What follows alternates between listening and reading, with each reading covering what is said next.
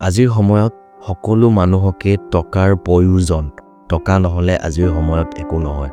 কিন্তু first of all কথাটো ক'ব বিচাৰিছোঁ মই, ধৰক আজিৰ সময়ত যে মানুহে ইমান টকাৰ পিছত দৌৰি গৈছে, কিন্তু আজিৰ সময়ত জ্ঞানৰ ভাণ্ডাৰটো মানুহৰ পৰা আঁতৰি গৈছে।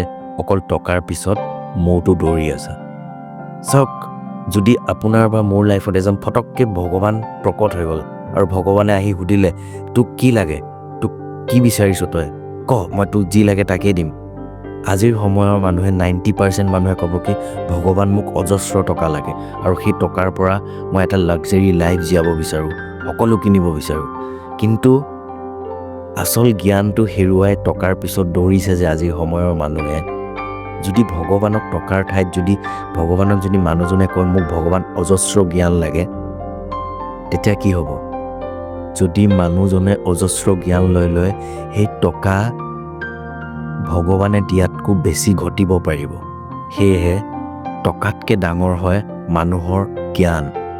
এই জ্ঞান যদি আপোনাৰ ওচৰত বহুত আছে, আপুনি কেতিয়াও টকা কম নথকাকৈ নাথাকে আপোনাৰ ওচৰত, সদায় টকা বৃদ্ধি হ'ব। এয়াই আছে।